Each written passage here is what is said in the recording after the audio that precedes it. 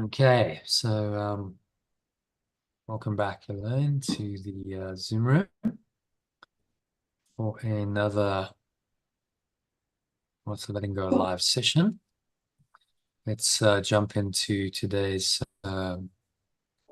inspirational quote, a little bit of teaching related to that. And that'll lead us nicely into today's workbook lesson, another good one. And there's also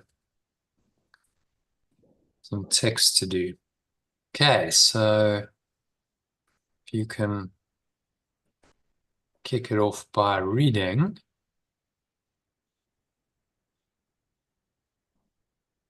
the daily quote for us.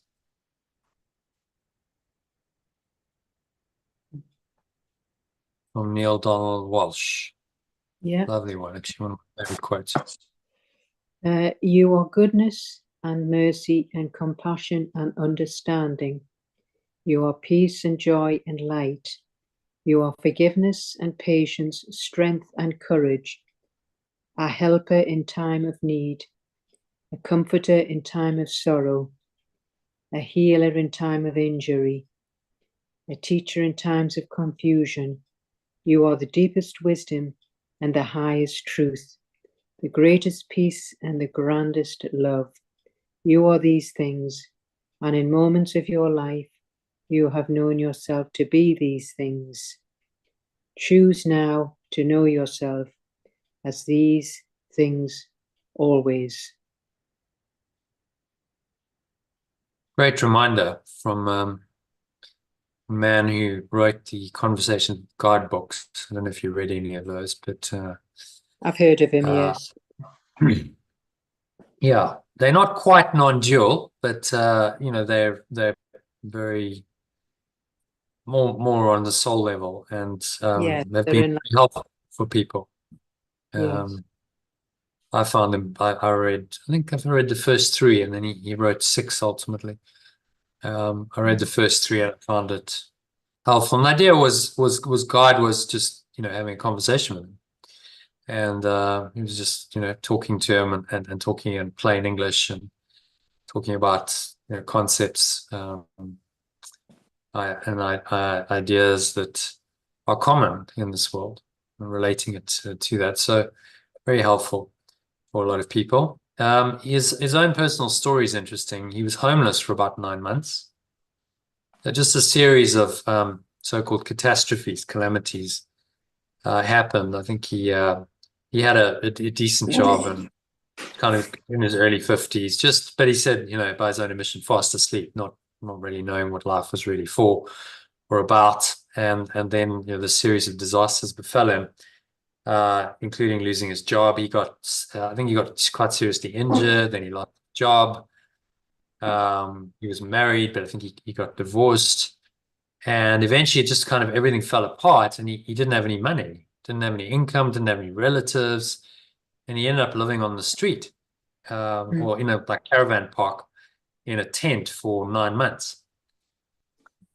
Which you know, imagine 9 months in the winter in the US. He said it's just unbelievably cold and get up to like -20 there. So, but you know, that was part of his awakening experience that prepared him to write the first Conversations with God book, which was published, and then, you know, he wrote so many more, and became an, you know, internationally best-selling author and spiritual teacher and counselor. And, you know, his life has taken a completely different direction. What's interesting about his story is that apparently it was a disaster. You know, he had a series of disasters that befell him on the level of form, but actually it was exactly what he needed to wake up and to find his true purpose in life. So he's speaking from, you know, his own personal experience of awakening. And this quote's talking about a determination to be who we truly are, saying, you know, you are all of this, the highest wisdom, the deepest truth, a comforter, you have compassion, you're peace and joy and light. What I like is he's saying you are these things. You are forgiveness. It's claiming the qualities of your true nature. And it makes them quite practical. How can we actually live in this way? Which echoes what today's workbook lesson says about what's truly inside you. So that's why I picked the quote, because it's very much in alignment with today's lesson. So if you can read that in the original alternative.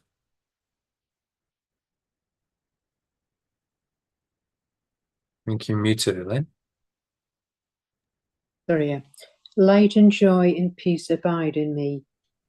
Pure formless awareness, joy and peace are in me. Yeah, abide is a bit old-fashioned, so I just Yeah, I like in me, and light is we translate as the pure awareness. formless. Yeah. Spirit, light, it's all the same thing. It's a pure awareness, pure formless awareness, which has nothing else added to it. And joy and peace are natural feelings, emotions, if you like, states, I prefer calling them, that we experience when we are in this awareness. So you don't have to try and be joyful and peaceful. You just have to be in your true awareness, and then joy and peace will naturally arise. So that's why that's the start. Light or pure formless awareness kicks it all off, and then joy and peace are natural results of or extensions of that light or awareness. So peace is an experience that comes when we rest in our true being, and is typically not associated with taking action. So it's what I call foundational happiness, the result of what some philosophers have called the ground of being. The Apostle Paul called the peace of God, which surpasses all understanding. It's the background peace that underlies any thoughts and emotions that you have in this world. That peace is always there. You can always drop back in to that peace. Lesson 109, I rest in God. I rest in that peace. The peace of this pure formless awareness is always there. So the easiest way to experience it, though, is to meditate for an extended period of time in a way that quiets the mind. So by the end of the meditation, you're really not thinking much at all. Without this background peace, happiness is impossible. How can you be happy if you're not fundamentally peaceful? If your mind is disturbed, your peace is disturbed, then happiness is impossible. But with that background peace, happiness just becomes your default state. So that background peace, being rooted in that peace, is happiness. They're one and the same. They're just different terms, different language for the same state of mind, which is what all these terms point to. So then you might say, well, okay, where does joy fit in? Happiness is peace. Where does joy come into the picture? So Eckhart Tolle describes joy as vibrantly alive peace. So I love that definition. It's a vibrantly alive peace. So it's like peace on steroids. There's the underlying peace, but then the joy is like the peace comes alive a bit. It has a sort of more dynamic, sometimes active quality. So often in joy, you feel inspired to act, to manifest. Typically joy, what's joy associated with as in an activity? Joy is when you're just genuinely happy. So what, if you're feeling really joyful, what do you feel like doing? Helping and being kind. Well, yeah, I mean, it's true, possibly, but really, if you think about your most joyous moments in your life, you want to move. Often it's dancing, isn't it? It's like, yes. Oh, I see what you mean. Yes. It's like a vibrantly alive piece. It's like, hey, like let's move, music. Yes, I see what you mean. Yes. Yeah, it's like that kind of, wow, like I just want to express like children do. Like children do. Exactly. Yeah, they're always jumping and jumping. jumping. Kind of vibrantly alive. That's why he says a vibrantly alive Yeah. piece. So you're not going to be in joy all the time. Your peace is like the foundation. And then on that, joy can come, and it comes in these bursts, which are lovely. And then it'll subside. It's not permanently sustainable in this world anyway. And then it'll quiet down again, and it'll go back into resting in peace. But that's okay. You can live with that. Peace is the foundation, and then moments of vibrantly alive joy, which make life, in that moment, life is incredibly worthwhile. It's a lovely experience. It's a high, what Abraham Maslow called a peak experience, a more vital and active expression of the same underlying being or foundational happiness that gives rise to peace. So the foundation is there, and then you get these like little uprisings of joy from time to time, which are lovely, but don't get it too attached to this experience. One of the dangers of it is people go, "Oh, that's so amazing! I was so joyful, and it lasted for for like 2 hours, and I was just like, and I want to recapture it on a high." Yeah, when you watch, yeah who is it, that program, Britain's Got Talent, you yeah can see some of them are on such a high, aren't they? yeah They're bursting. yeah They're bursting with this vibrant aliveness. yeah yeah. And then the danger is if you get attached to that experience, then you come down from it. So think of, particularly in the music world, think of some of these rock stars and pop stars and Oh so on. yes. And they go out and they perform, and it must be supercharged high, right? And it's like 2 hours, and they're in their concert, and they've got 50,000 people screaming, and it's just like and if they genuinely enjoy it, they're in a state of joy. They're just like loving it. And you can sometimes see that with musicians. It's like, wow, like I'm just really like vibing, and it's amazing. And then you can imagine when that's over and they go back, hey, they've done their last gig and they've done the encore, and they go back to the dressing room, Yeah. and then it's all a bit of a letdown. Mm-hmm. Like, oh, I've got to come down off that high. And then you can imagine what happens if they're not spiritually awakened. They go, well, I want to recapture the high, so I'll take some drugs. Yeah. I'll get, I want to, because like, no, this doesn't feel right. I've just been on a high. I want to get back there. So then they're craving the joy, and then they do it by artificial means. So this is how addictions develop. But if they were, a bit more awakened, they would go, okay, it's fine. I had the joy. It was lovely while it lasted. I understand it's never, that kind of intense joy is never going to last.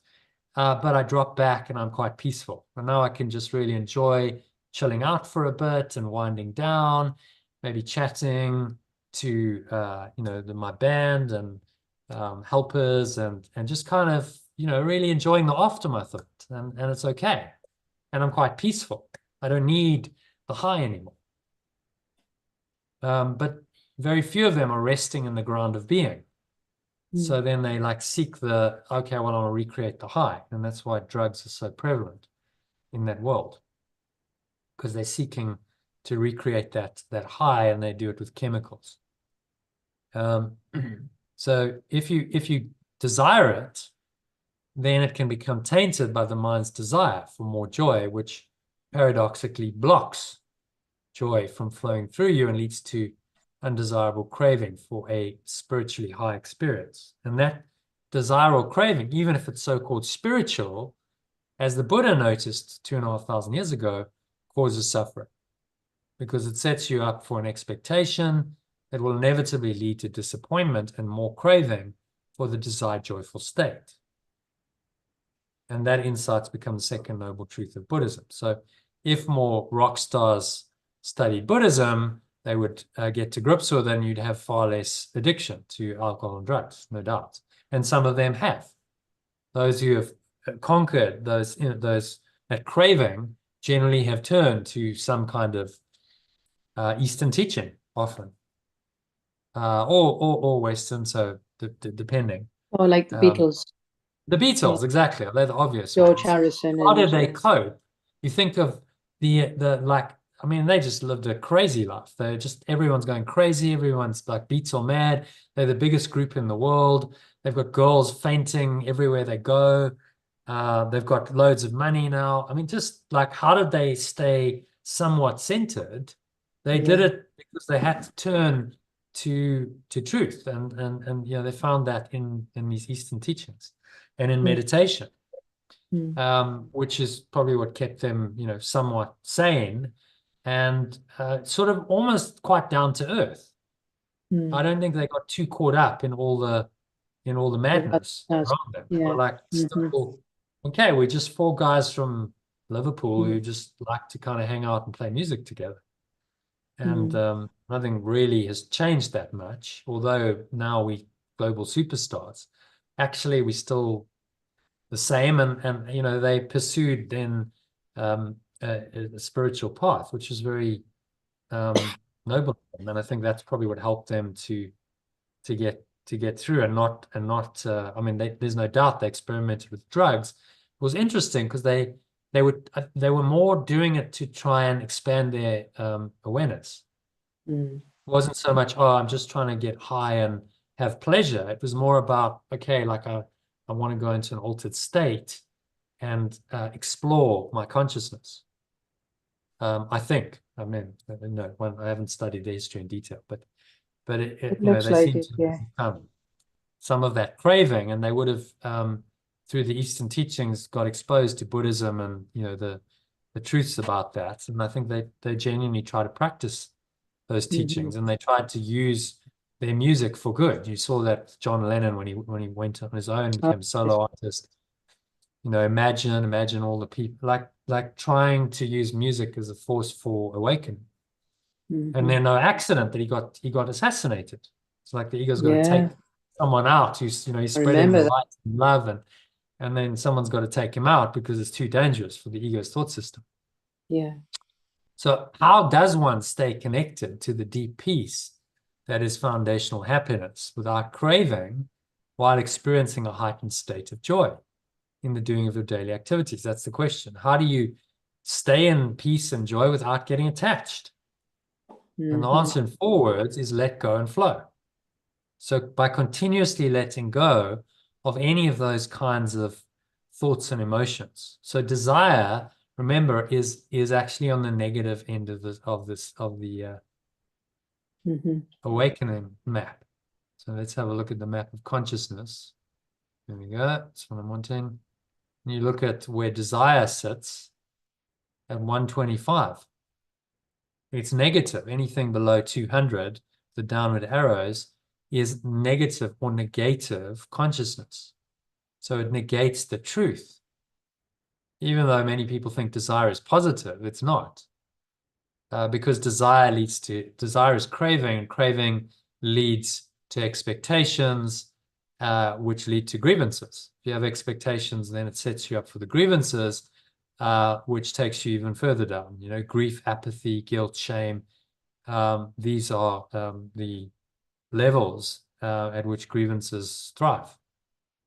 So it's not positive at all. You have to transcend that and go into courage, and above that, the willingness to confront all of your illusions, let go of your desires and your grievances, and find a transcendent state, which takes you then into understanding, and the higher reaches of that experience are love, joy, and peace, which is exactly what we're talking about. Light, joy, peace, enlightenment. You know, it's all at the upper reaches of the scale. Light and peace and joy. You know, this quote, he's talking about really the top 3 levels of the scale. Well, you can't get there if you're rooted in desire and the fear that your desires won't happen, and the grievances when your desires don't happen. You know, that will block the awareness of love and peace and joy, the light and peace and joy that Neale Donald Walsch is referring to. So letting go and flowing takes you from these lower regions of the map of consciousness, and it's like the catapult. Whenever you let go of a desire, it automatically raises you up a level or 2. the more you let go, the more there's kind of a catapult or trampoline effect where you go boom, and if it's something very deep-seated that you let go of, then you go correspondingly higher into these upper reaches. And sometimes people can go there temporarily and they can have a kind of awakening Satori moment, but if they don't do the work ongoing and practice letting go of forgiveness, then they will quickly come back down into their default state. I'll give you an example of that. I don't know if you've been there when John's mentioned one of his friends.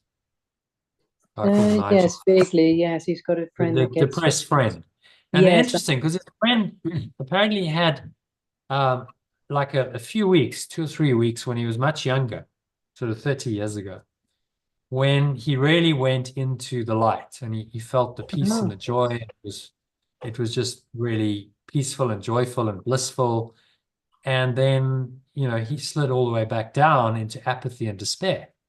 So you go, well, how's that possible? If he was up here in the light and experiencing these really high states, how did he slide all the way back down into apathy, despair for 20 years?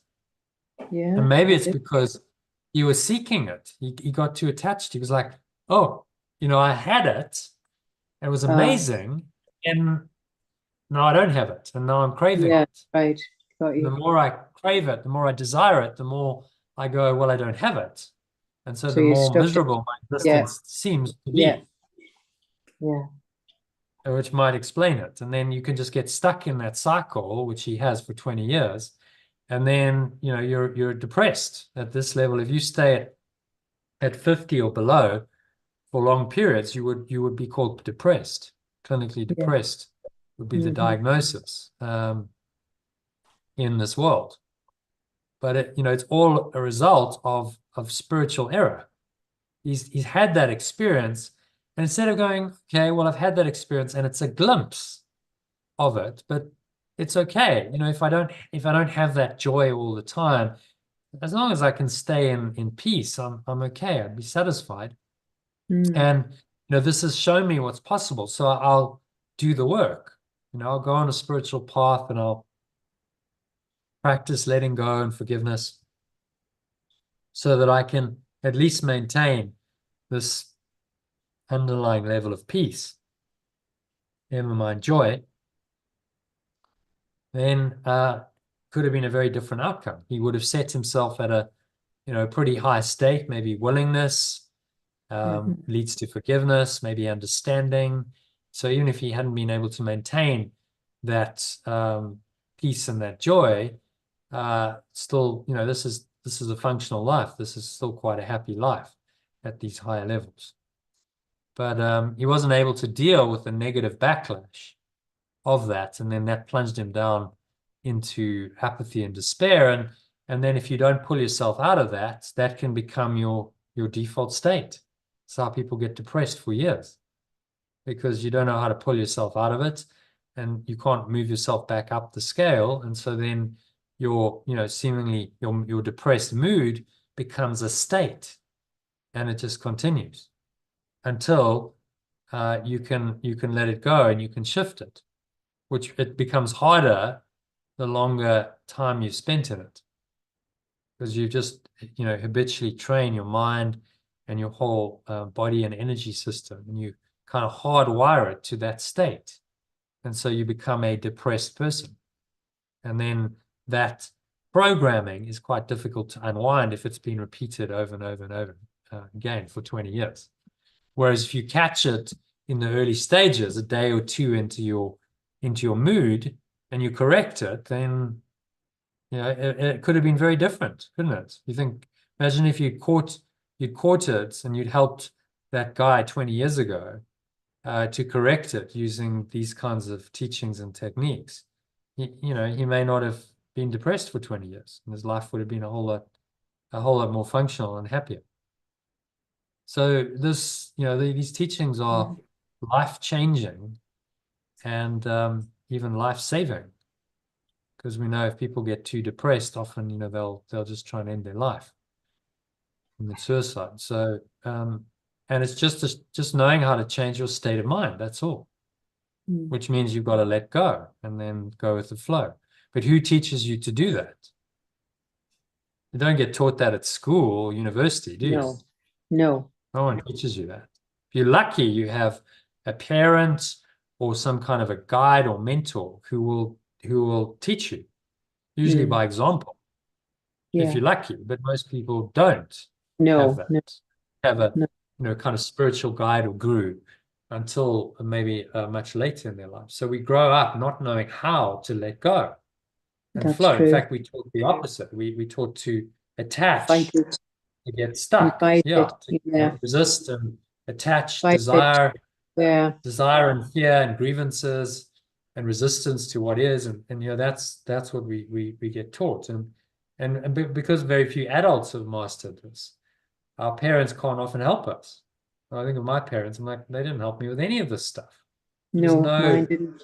No. trying to help me with emotional intelligence stuff, or very little at all, because they weren't really aware of it themselves. So you can't help someone if you don't know this yourself. So if you can let go and flow, then you can restore your mind and your state to foundational happiness. That's what it equates to. So letting go equals happiness. Ability to be consistently happy, in fact, is reliant on your ability to let go. So that's the one essential skill that we have to learn. And once we can do that, and we can stay in a state of calm centeredness, then you can act in a way that's not self-seeking. So you're not seeking pleasure or avoiding pain. In other words, you're not desiring or averting or resisting. And if the situation requires you to act, you may find joy arising spontaneously when you act in this flowing way. But if not, you remain fundamentally happy. So Eckhart Tolle incorporates this relationship between happiness, peace, and joy into a three-level system. Starts with acceptance. This is the foundation of functional awareness. Right? So you're not unhappy, in other words. Is acceptance. What does he mean by that?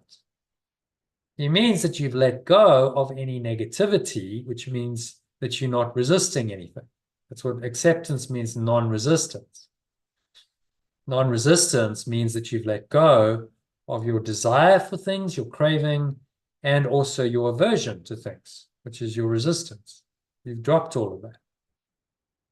So acceptance is you can only accept if you've let go of whatever you're holding on to that's not serving. That's the level of peace or foundational happiness we've talked about. So acceptance is base level, the ground of being, your foundational happiness. Then, once you have that level pretty well set and you've established yourself in that and you can stay in that fairly easily, and I'm not saying that is an easy task, but the spiritual work is to do that, then you can progress to enjoyment, which is to be joyfully in flow. So you enjoy what you're doing. You enjoy just the pure activity of it, the action of it. Whatever you're doing, you enjoy it for its own sake. You don't enjoy it because of the result it's going to bring you, because of what it's going to do for you, because of the outcome, because of what people will think.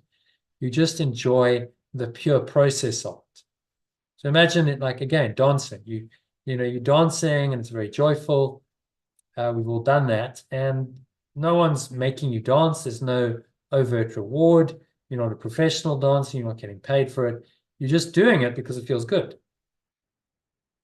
That's what enjoyment means. I'm in joy in action when I'm doing whatever it is that brings me enjoyment.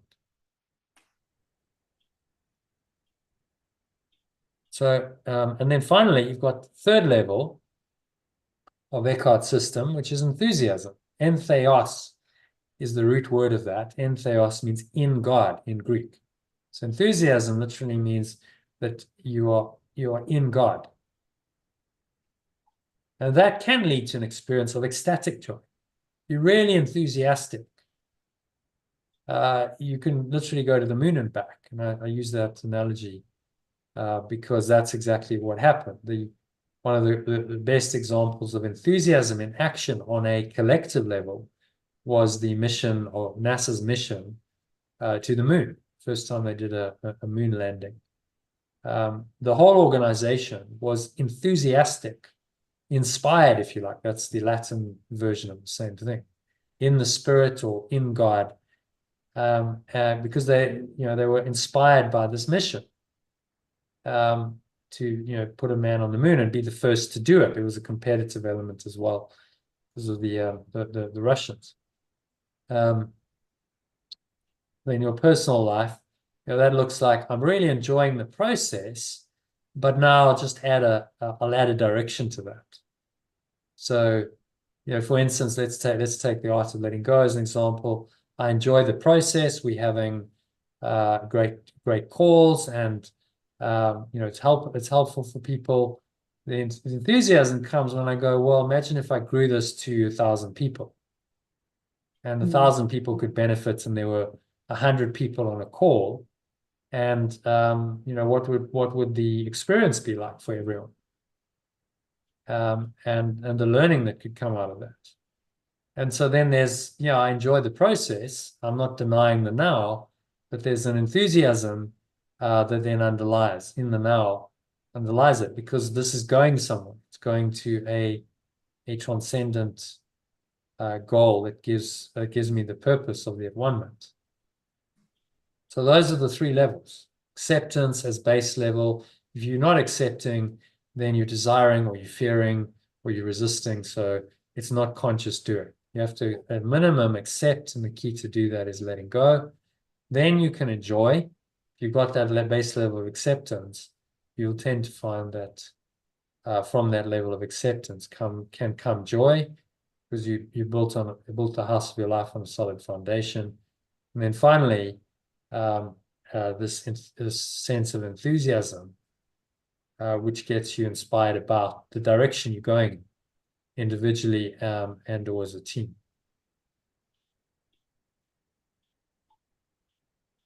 So American psychologist Abraham Maslow called this kind of ecstatic joy a peak experience. And he proposed that it can be experienced by someone who's reached the transcendence level at the top of his expanded 8th level hierarchy of needs, which is above the level of self-actualization. So let's show you the diagram. So many people think that Maslow's hierarchy of needs is only 5 levels. That's common. So the physiological needs, and safety, then belonging and love, then esteem needs, and then you get self-actualization. But Maslow, towards the end of his life, realized that this wasn't a complete model, because he'd left out a whole lot of other needs, such as cognitive needs, the need for intellectual stimulation, we call that, aesthetic needs, so that's the need for beautiful things, art and culture and so on. And then came self-actualization, the need to be the best person you can be. And then finally, the very top of the pyramid was transcendence, which was the best that you could possibly do. So he maintained that the peak experience at this transcendent level was exactly the same as the mystic experiences that so many spiritual teachings have described. He saw no difference. He just used the word peak experience because it was going to be more acceptable to the mainstream and his psychological colleagues, who he wanted to communicate these ideas to other psychologists and help them to apply them. So that's Maslow's expanded hierarchy, which goes way beyond just the basic 4 levels of physiological safety, belonging, and love, and esteem needs, and all the way to transcendence, which is then awakening. And so whichever model you use, whether it's Maslow's model or you look at another hierarchy in this one,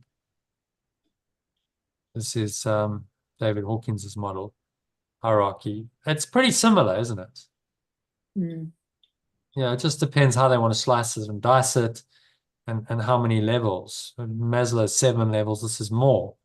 But there's this understanding that it's a progression, and you go through these levels to get to the top level, and at the top level, it's transcendent, right? He calls it ineffable. Ineffable means beyond description. And Maslow uses the words transcendent, but it's the same, just different language pointing to the same transcendent state of mind. Okay, so going back to this. Many people believe that Maslow's hierarchy of needs is only the 5 levels, but actually the expanded hierarchy of needs, this is 9 levels. Is it 1, 2, was it 8? 1, 2, 3, 4, 6, 7, 8. It's 8 level, expanded 8 level hierarchy, was his kind of final model. That he did this shortly before his death. So he'd obviously awoken to the extent that he could then conceptualize and publish this model, which is not saying anything that hasn't been said in other models, but he was quite an influential psychologist. So many people know about Maslow's hierarchy of needs, in which case you can help them through that and help them awaken through that hierarchy. Okay, so I thought I'd include a little bonus video on finding joy in work, how you can actually apply this 3-level system in practice to a practical problem. Eckhart is speaking to an ex-model who's kind of asking the question, well, should I move on? Not really very happy in my career. I haven't got my break yet. Should I be moving on or not? And then he addresses it in terms of these principles. So very interesting little 15-minute vignette of his teachings. Listen to it if you haven't already. So you might ask the same question. So lady asks, well, how do I actually experience peace and joy on a consistent basis? And the only simple answer is to master the art of letting go, or as Yeshua calls it in the Course in Miracles, forgiveness. That's the way. It's the only way you're ever going to do it. And so watch this. We had a discussion. We did a 40-minute meditation, and then we discussed some teachings around vaccines. I don't want to get too much into that today, but really just looking at why the ego wants to believe in the magic of external remedies such as vaccines, and not just believe in the truth. And how even sometimes quite advanced teachers can fall prey to that and make the mistake of looking outside for answers, looking outside to magic agents for healing, and trying to justify that in Course terms. So, what he's really saying, to summarize the teachings, is maybe just read lesson 76. This kind of encapsulates it very, very well. Read it. Yeah, you really think a small round pellet. Oh, yeah. You really think a small round pellet or some fluid pushed into your veins through a sharpened needle will ward off disease and death. It is insanity that thinks these things.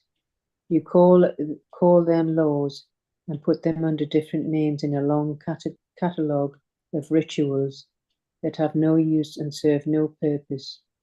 You think you must obey the laws of medicine, of economics, and of health.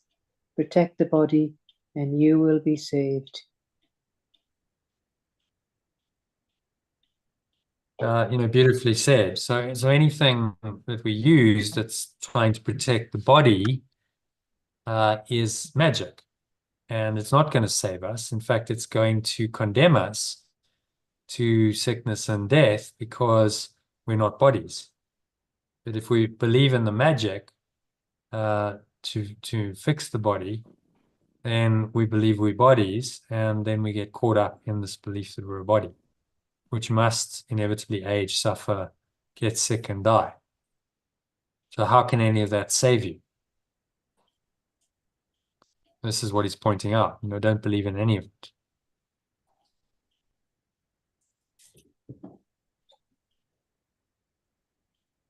So I pointed out the specific guides.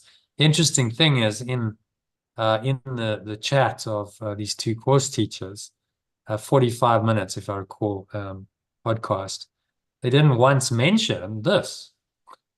And they're talking about vaccines. They didn't mention the specific instance in the course where it's actually mentioned. He's clearly talking about vaccines when he's saying a sharpened needle will ward off disease and death. That's a direct reference, and they don't even mention it, which is just indicative of how the ego works, and the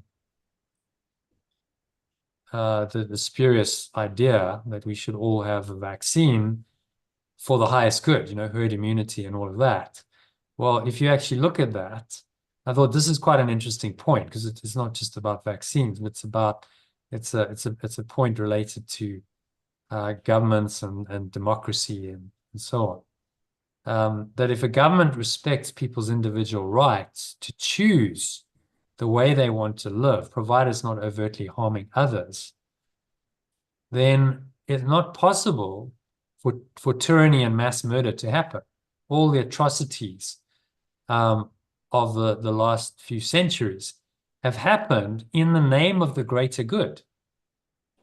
Oh, no, we're doing this for the greater good. All the dictators, Hitler, Stalin, Mussolini, various others. No, they have some grand vision. No, we're going there, but in order to get there, we have to cause misery and pain and suffering and murder millions of people.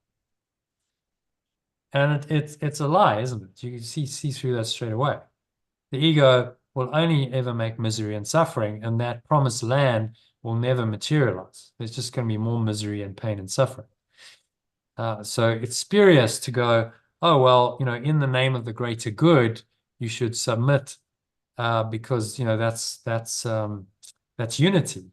Actually, the freedom of individual choice is the essence of all liberal democracies, because it gives people the key thing that we're studying in this course is choice. What's the one power you have in this world that the ego can't take away from you? Choice. You can choose. You don't have to do anything. You don't have to listen to the ego in whatever form it comes, whether it's a totalitarian regime or someone telling you need to have a vaccine or however it shows up. You don't have to listen to that, because you have a choice and you have the freedom to choose. And a society that protects that freedom then actually is more awakened, because it's giving individuals the ability and the right to choose to awaken. They can also choose other things, of course, that's true, but some will choose to awaken. And you can't take that freedom of choice away from people. If you do, then you just have a very dumbed down, numbed out society, which we've seen in these totalitarian regimes. There's not much awakening happening at all. It's just kind of a base level of unconsciousness and a lot of pain and suffering that goes along with those.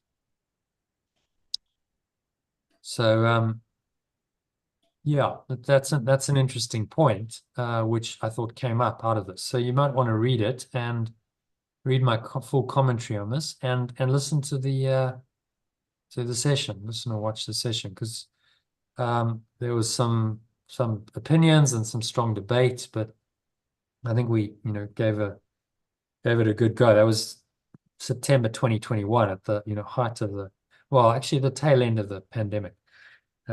So kind of a bit of a blast from the past, but I think the principles, I've kept it in because I think the principles that it brings up are interesting, and we can still learn a lot from applying those principles, even though Yeah, the pandemic's over. Although interesting, a lot of people are now saying, "Oh, I've got flu." You notice? Mm. There's a few people in South Africa are like, "Oh no, I've got bad flu." So they're not calling it COVID anymore. Oh no, that's now for dig. It's probably the same, but it's just Mm. no, we don't call it COVID anymore because that's over. But isn't it Yeah, interesting how the mind works? You know, when it's yeah, COVID and it's, oh my God, I've got COVID. Now it's just a bad case of flu. Well, what's the difference? It's just a yeah. judgment, isn't it? It's just labeling and a judgment. Actually, none Mm. of it's really true. Okay, so any questions about any of that, Elaine? I did say we discuss any of it. No, that's fine. Yeah, Yeah, good. that leads us quite nicely into today's lesson. So let's dive straight into that in Word format.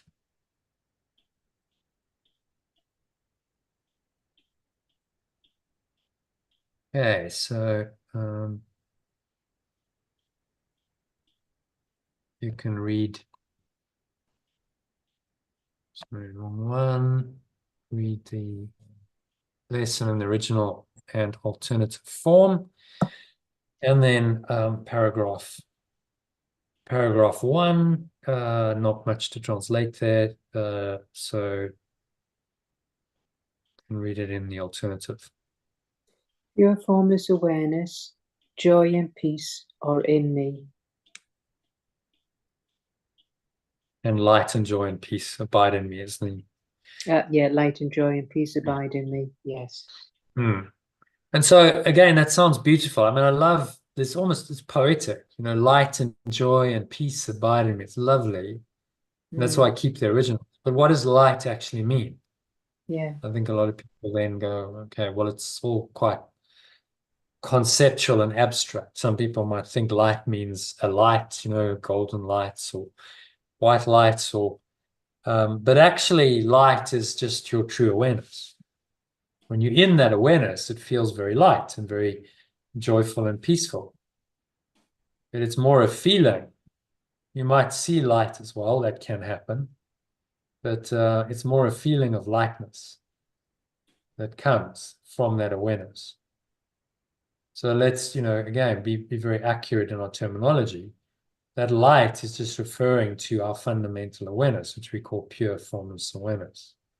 And joy and peace come from that. We experience joy and peace when we're in that awareness. They're natural experiences, feelings that are associated with pure formless awareness. So we don't have to try and be joyful and peaceful. We just have to get into our true awareness, be in pure formless awareness, and joy and peace will naturally arise.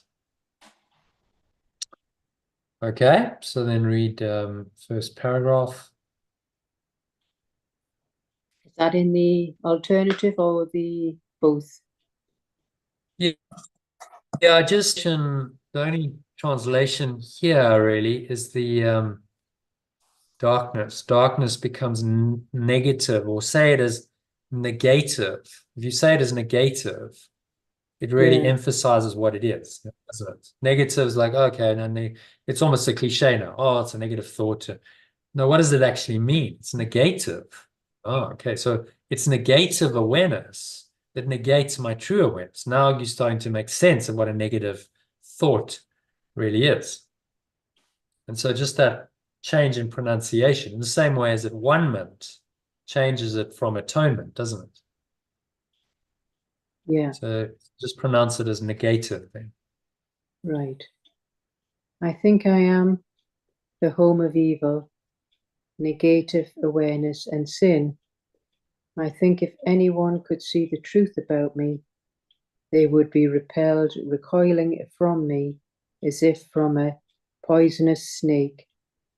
I think if what is true about me were revealed to me, I would be struck with horror so intense that I would rush to death by my own hand, living on after seeing this being impossible.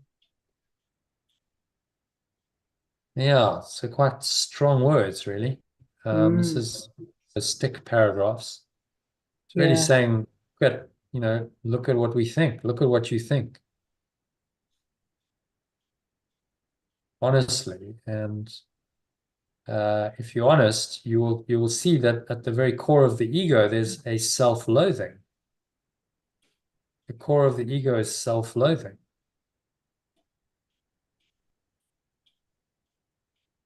And I think I would be struck with horror so intense that I would rush to death by my own hand. I'd commit suicide. And then I'd live on after seeing this being impossible. None of which makes any sense. No. And kind of go, well, why would you do that? Does that make any sense? Is that reasonable or rational or sensible? And the whole point is it's not. It's completely insane. But he has to state it explicitly for us to realize the extent of the insanity of the ego. That none of that, what he's described, makes any sense at all. But this is what we think. In our core identity, if we believe in the ego, then at the very core, we feel disgusted, repelled by ourselves. We loathe ourselves. But yet we want to keep ourselves. Ego wants to maintain its existence, even though it loathes itself. So, can you see the dilemma of the ego's existence? It wants to maintain its existence, and yet it loathes itself. It can't stand itself. Just a contradiction, yeah. Total contradiction. So how it manages that is it says, well, I'll project it out. I'll project my loathing out, and I'll loathe other people and things, because then it's not me. So I'll try and offload my loathing in the form of attack and hatred onto others. But actually, it's just a mask for my own self-loathing, which is just being reinforced. The more that I hate and attack others, the more I'm reinforcing my delusion that I loathe myself, that I'm not worthy. See that? Yeah. Yeah. And some people might say, well, it doesn't make any sense. No, exactly, it doesn't make sense. That's the whole point. He's trying to show us that it doesn't make sense with this very explicit language. That can be quite shocking. When people might go, I don't think that. And he's saying, oh, yes, you do. If you're really honest. At the core of your ego, everyone believes this. You just haven't gone deep enough to see that self-loathing. But wait, give it a chance. And if that's there, life will trigger you, so that will come up. Then when it comes up, you go, oh, my life's terrible. What's happening to me? My life's falling apart. No, it's always been there. It was just covered over. And you lived in the illusion that it was all okay. But actually, that self-loathing has always been there. Now it's finally coming up and you're becoming aware of it. So a lot of people, when they start to awaken, go, oh my God, like, no, it's terrible. This spiritual practice is bringing up all my stuff. It's terrible. I don't want it. So, let me stop and go back to how I was. I was there all along. Spiritual practice is just bringing it up. So now you have to face it rather than suppressing it. Okay, so these are beliefs so firmly fixed. Okay, not much to translate there, so read an alternative. These are beliefs so firmly fixed that it is difficult to help me see that they are based on nothing. That I have made mistakes is obvious. That I have sought freedom in strange ways, have been deceiving and afraid of foolish fantasies and a savage dreams, and have valued false beliefs in insubstantial form. All this is true because of what I now believe.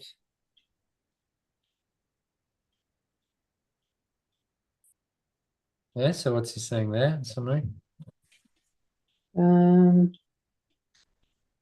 We've sought freedom in strange ways. We've deceived ourselves in foolish fantasies and silly dreams, and valued these false beliefs. And you think this is true because of what I now believe. All this is true because of what we now believe. after all this.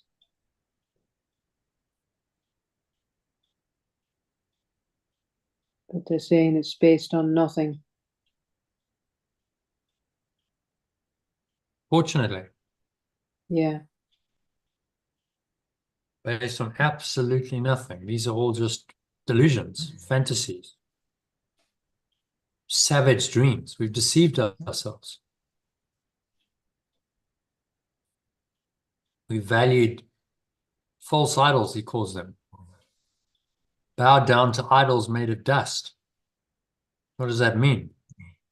False beliefs in insubstantial form. That's what he means by idols made of dust.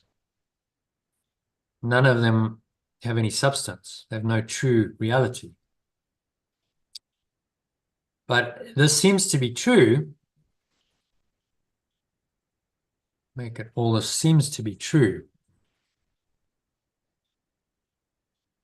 because of what I now believe. My beliefs make this true, make this nightmare. I mean, again, he's being very explicit in his language. Some people, well, the course is too radical. It's too, hardcore in paragraphs like this. But he's doing this to wake us up, saying, well, you're fast asleep and you sort of still somehow believe that the ego can work. Well, I have to disillusion you. You have to see it for what it is. Mm. And, only this kind of very, very explicit, sometimes very graphic language. And he talks about blood dripping and, the language is designed to be emotive so that you go, oh, that's just horrible. So that you really see it for what it is. Because we said, well, the ego's not so bad. You can kind of manage it. And it's not really your friend, but it's sort of, you need a bit of ego while you hear, well, what's your ego's going to love that. Okay, well, I can maintain my existence. The mind is not then going to to try and get out of it. So it likes those kinds of wishy-washy teachings, and it doesn't like the radical, like, hang on, this is this is what it is, and you've got to let it all go. It doesn't like that at all, which is why he gives it to us in these lessons. Okay, so number 3. To move on, God's will. We'll just read number 2 in the original and the alternative. Right. Today I question this not from the point of view of what I think, but from a very different reference point from which such futile thoughts are meaningless. And then in the original, these thoughts are not according to God's will. And the alternative, these thoughts do not come from pure formless awareness of perfect love. It does not share these strange beliefs with me. This is enough to prove that they are wrong, but I do not perceive that this is so. So it's just asking us to question this. Just to question our view of what we think, but from a different point of view, and just see the futile thoughts are meaningless. They're not coming from this pure formless awareness, which obviously doesn't share these strange beliefs. So really, it's what it's saying is it's proof that it's just all wrong. And we're not perceiving it correctly. But we have to go, what Yeshua calls above the battleground, and raise ourselves up above the scrum of the world, which is why things like meditation, contemplation, anything that quietens the mind are so important. Because if you're caught up in the maelstrom of the ego and all of its thoughts and emotions, and there's no ability to zoom out of that, then how do you have a different perspective? You just have the ego's perspective, and it's a pretty dark, depressing, fearful, disturbing one. So he's asking us to zoom out and look at all this from above the battleground and go, okay, from this higher point of view, does any of this make any sense? Does it have any meaning? Is there any point to it? From the perspective of pure formless awareness of perfect love, which is unchanging, unchangeable, in which I'm actually, I'm always fine. I'm happy, peaceful, loving, and joyful for all eternity. It makes no sense whatsoever. None of it. So none of these strange beliefs that I have mean anything. And from this perspective, therefore, they must be wrong.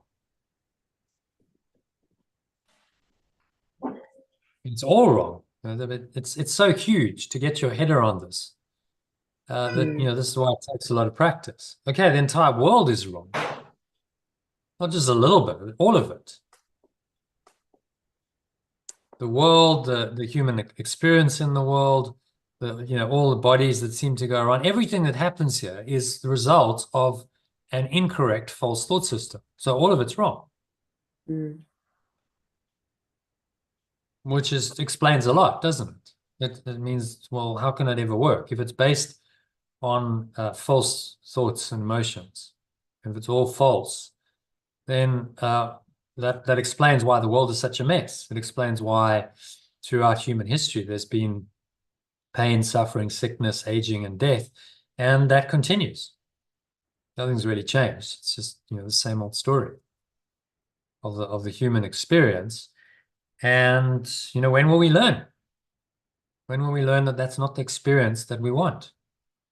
That's not true. He's trying to wake us up and make us realize that this really isn't. We don't want this anymore. Okay, so that leads us nicely into number 4. Why would you not be overjoyed? Coming upstairs.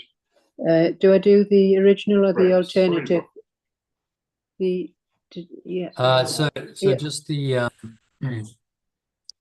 number 2 will be in the original and alternative, because the will of God becomes pure formless awareness of perfect love. So just read both of those. Sorry, what was that? Do both? Just in number 2 when we get to sentence 2. Right, when we get to sentence 2, right? So why would I not be overjoyed to be assured that all the evil that I think I did was never done, that all my sins are nothing, but I am pure and innocent as I have always been, and that true awareness and joy and peace abide in me. Your image of yourself cannot withstand the will of God. My image of myself cannot withstand the pure formless awareness of perfect love. I think that this is death, but it is eternal life. I think I am destroyed, but I am freed. And the translations there, light becomes true awareness. Oh yeah. So we translate light sometimes as pure formless awareness, sometimes as true awareness. That pure, maybe we could translate that. So it's true awareness when we're talking about perception. If it's got any perceptual element to it, then you say, okay, it's true awareness. It's this pure formless awareness that then underlies any perception, and that guides it and governs it. Pure formless awareness, or the light itself, is beyond perception. It's just a pure awareness, which is quite rare. That's a revelatory state. So true awareness is more about visions and miracles and translating this world into reinterpreting what's happening in this world from the perspective of this pure formless awareness. My image of myself cannot withstand pure formless awareness of perfect love, or the will of God. So again, the will of God, what does that actually mean? Quite conceptual, quite abstract. Sounds good, perhaps, but I never really got it. Will of God. So what is the will of God then? But if you talk about awareness, my image of myself cannot withstand my true awareness, pure formless awareness of perfect love. Okay, because in that awareness, there's no image. There's no self-concept. That's dropped away. There's no sense of a separate self. Oh, now that makes sense. That's what Yes. God's will means. Yeah. Yeah. God's will is not, oh, I think you should do this. I think you should get this job. I think you should, people misinterpret. That's not what God's will really means. God's will means the pure formless awareness of perfect love. That is your fundamental awareness or will. Will just means awareness. That doesn't change. And it always has and always will be the same. And when you enter into that awareness, then you're one with that awareness. You become one with God. That's what it means to surrender to God. And then out of that awareness might come some inspiration. You might be inspired as to a holy purpose in this world, as to what you can think and say and do that is according then to that awareness, that is in alignment with that awareness, that expresses that awareness. That then becomes the so-called will of God for you in the world. But it's quite subtle. You have to go into that awareness and experience it in order to then allow it to manifest in and through you. Yeah. Which is normally through meditation or, isn't some beautiful nature or something like that. Yeah. So if you can experience that awareness, even a glimpse of it is enough to change people's lives. So like, whoa, like what was that? A little glimpse. It's a taste of heaven. Yeah, then it doesn't have to be this sort of fantastic fireworks and satori moments. I think it can just be like you say, just a nice vibrant peace. You don't have to have all fireworks. Yeah. Well, it's satori is not fireworks. It's just a very deeply peaceful state. It's samadhi. They talk about samadhi in the Eastern tradition. That's or revelation in Course in Miracles terms. Right, it's a very deeply peaceful, blissful state in which usually no action is required. The person just sits. Touch it. Yeah, they just checked out, and they're in this very, very deep state in which they're not really aware of the body and the senses and the world. Just disappears. And it's recorded that people like Ramana, insects could be chewing his flesh. He didn't notice. Because he's checked out of the sensory realm. He's not, he's not noticing that. So he had to, his disciples would wave away the flies and insects to preserve his body, because he wasn't going to swat them or anything. He's just sitting there in the state of samadhi for days, even weeks. Yeah.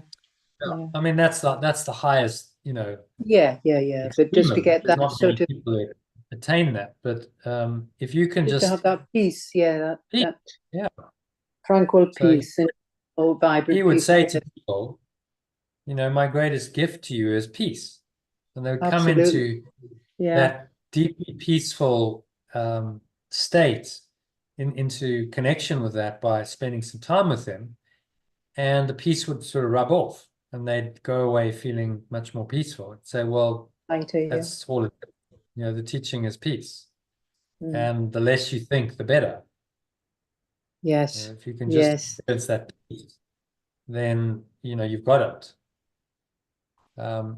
Unfortunately, too often, if people don't have the knowledge and the tools to let go, then they come back to the guru and they go, well, I experienced peace when I was with you. Then I go away and, I don't feel at peace anymore. Oh, you must be the source of my peace. I've got to come and see you, hang out with you. Which isn't the case. He's just a portal into that peace, because he's so deeply rooted in that peace, and help others to get there themselves. But the peace they experience is within them. It's a state that's accessible and available if they know how to get into it. And so, you know, the true guru would then teach them some things. Say, okay, so then do things like self-inquiry, do forgiveness, do meditation, so that you don't need me. You can get into these states yourself by doing these spiritual practices, which then empowers people, rather than, you know, them being reliant on the guru. Oh no, my guru's going to save me. No, any true guru will say, no, no, no, no, I won't save you. You have to save yourself. Yeah. I can point you in the right direction. I can help you, but you know, you have to walk the path yourself. And you become like me by doing, you know, as I do.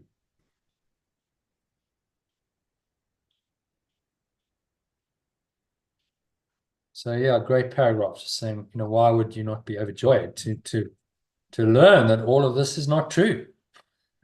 Surely that's good news. Hallelujah. None of it's true. So I can escape from it all. All right, so read the next one. Son of God will become the extension of perfect love. That's the translation of that one. Okay, so I'll just read read it in here. Yeah. The self I made is not the extension of perfect love, Son of God. Therefore, this self does not exist at all, and anything it seems to do and think means nothing. It is neither bad nor good. It is unreal and nothing more than that. It does not battle with the extension of perfect love or Son of God. It does not hurt anyone, nor attack their peace. It has not changed being, nor reduced eternal innocence to sin and love to hate. What power can this self I made possess when it contradicts the pure formless awareness of perfect love? I was just saying that, yeah, the self that we've made, you know, actually does not exist at all. And so anything that it thinks and does means nothing. It's not bad, nor good. It's just unreal. And that's it.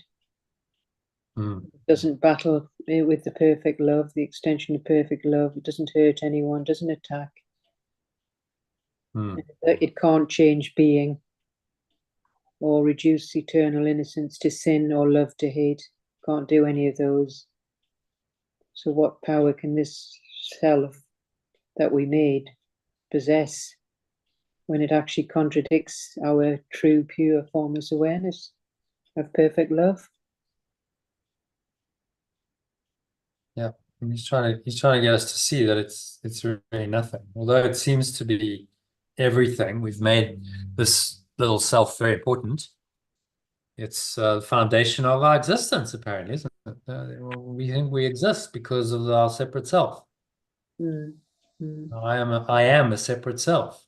So our identity, from that identity comes our thoughts, our emotions, our decisions, our actions, our whole life is dictated by this little separate self.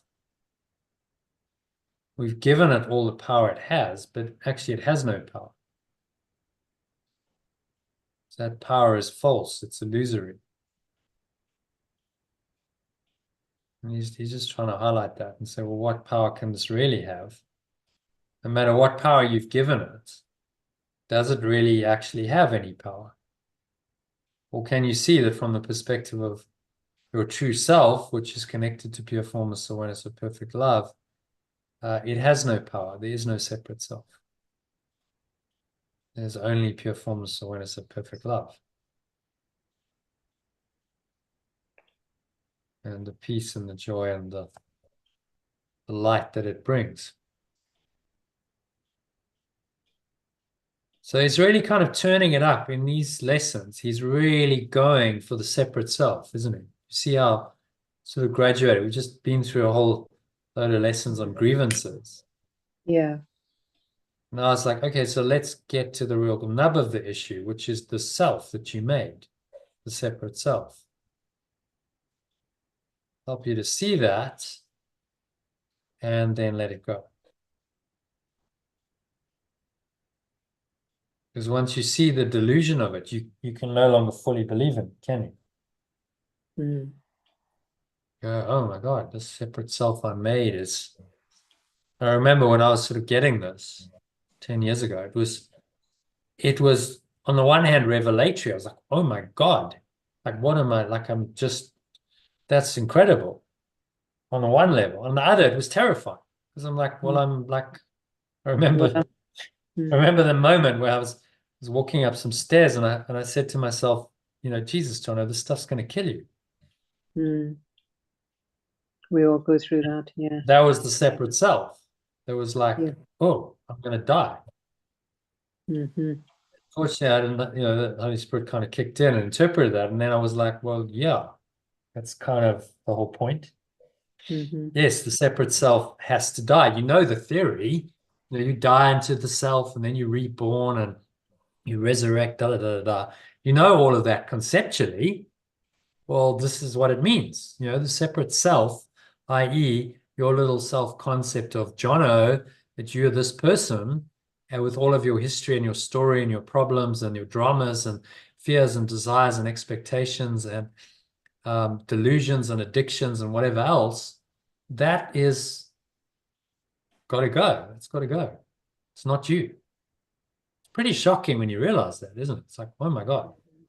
Like I thought I was this person, and that's what the world's taught me to believe. And actually, I'm not that at all. I've been living a lie. In fact, everyone's living a lie because everyone believes in that, unless they're awakened, which is unusual, everyone believes in that separate self. Mm-hmm. And the society we've constructed is based on that assumption that we're all separate selves, individuals, who then have relationships and we interact and we find ways of working together. But usually there's a lot of conflict and difficulty and pain and suffering involved. And that's what we call life.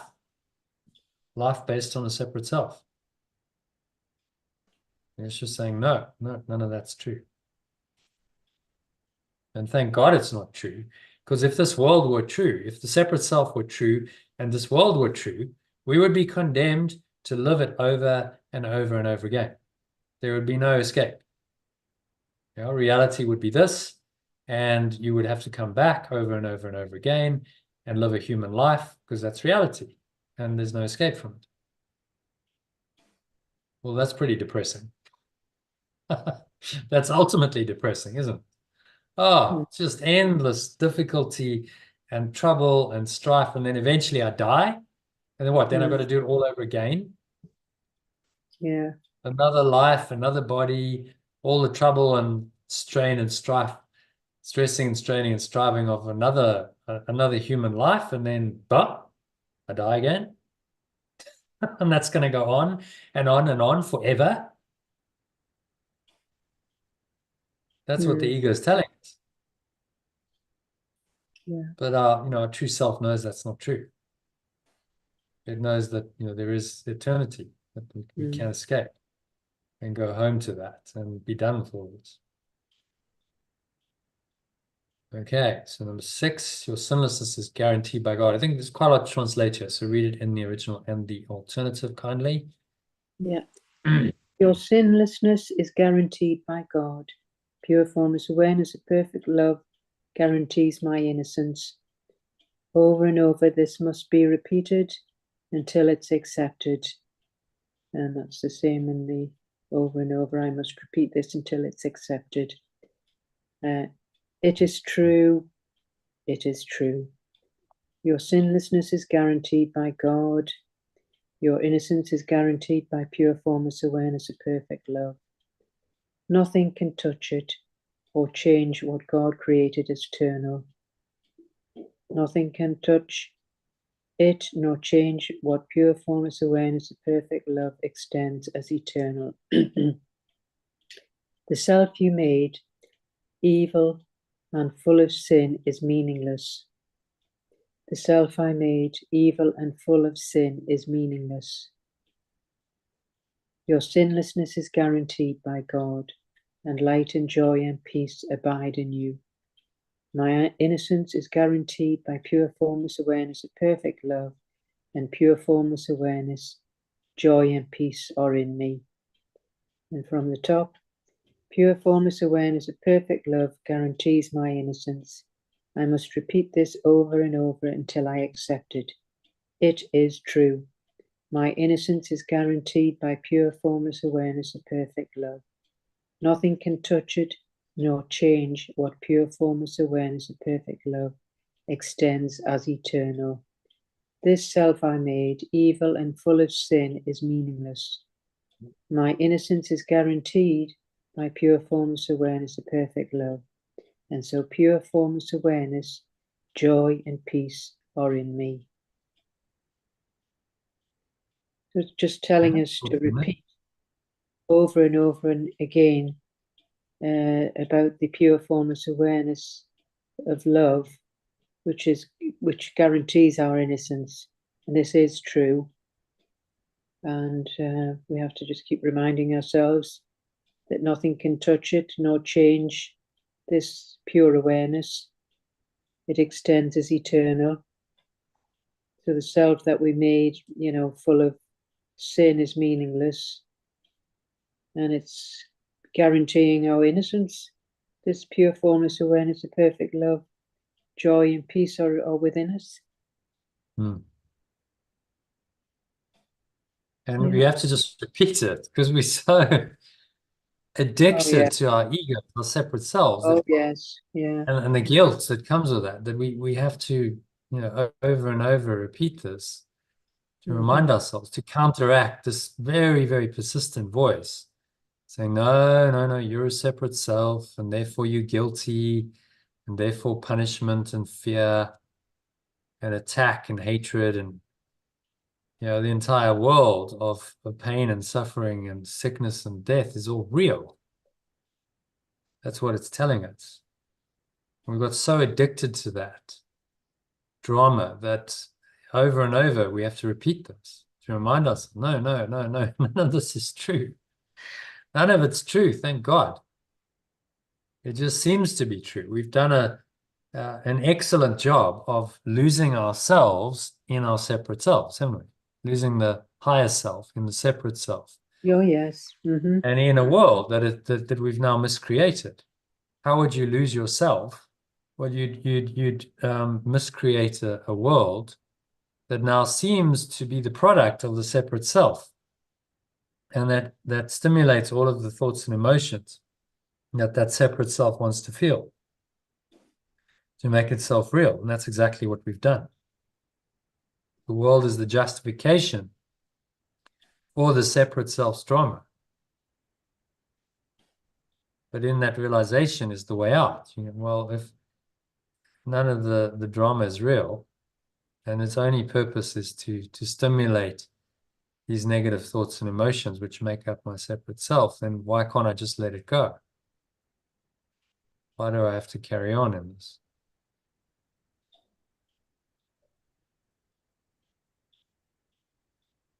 Why indeed? There's no point. There's no reason. And when you understand that, then you're well on your way to awakening. There's no point. There's no reason. There's no purpose to any of it, which is, from the ego's perspective, completely disillusioning. Well, what's the point of my existence? It says. And the Holy Spirit says, well, there is no point. That is the point. i.e., you don't exist. You don't deserve to exist. There's no reason, there's no purpose, there's no meaning. So you don't exist. And the ego says, no, no, no, because look, I'm still a separate self and I can still experience pain. Yes. So therefore I must exist. You see how it works? Oh, yes, yeah. It's just so built in. It's like our default, isn't it? Even though you can see clearly that it doesn't exist because everything changes second by second. Your cells change, your hair drops out, your skin renews itself every 30 days. So it's clearly, I don't know why we think we're this body. It's odd. Well, it's a delusion. Really. You see, the separate self has created the body to house it so that we can maintain the delusion of being a separate self in and through the body.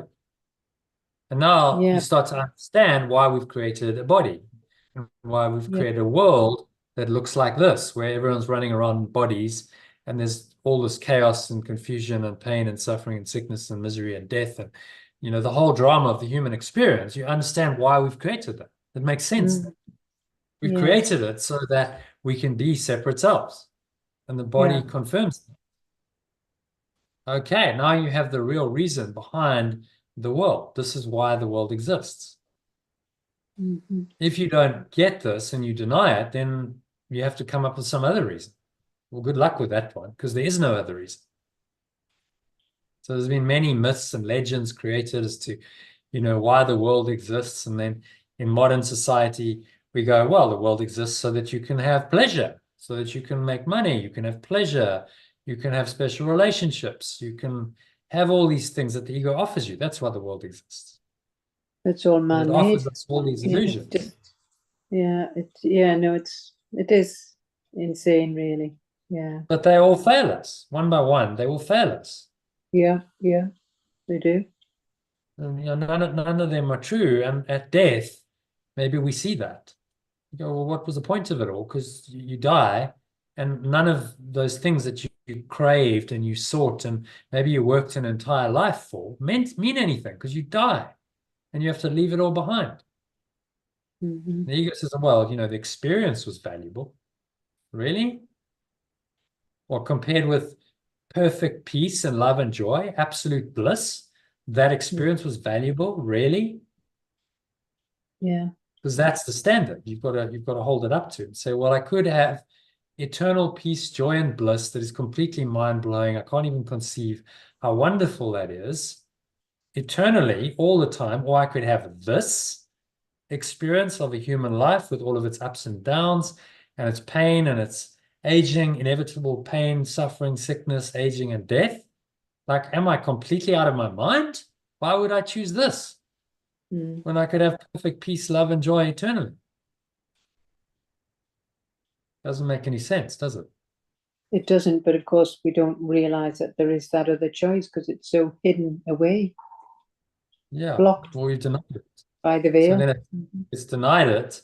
That's why it's called the veil of illusion. You know, we've hidden it behind the veil of this world and all the thoughts and emotions that this veil triggers. And so then we think that, you know, our separate self and that awareness is true, and that's who we are. When actually our pure formless awareness of perfect love is always there. It's just covered over. It's buried. And the world is designed to bury it. But fortunately, it can't be buried forever because it's the truth. So sooner or later, we must come to realize it, which is the awakening. That's what happens when we awaken.